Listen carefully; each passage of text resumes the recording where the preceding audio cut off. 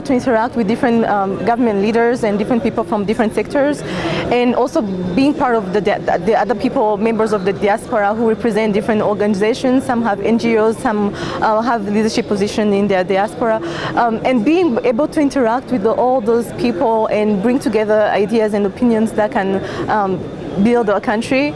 So that was the great feeling that I got from yesterday.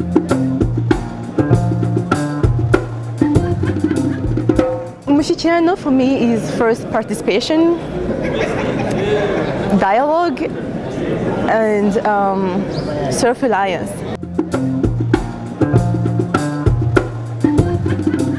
If I had one wish to the Rwanda program, would be to I guess personalize it more, or have a more personalized approach to the youth, so they can see themselves more in the culture,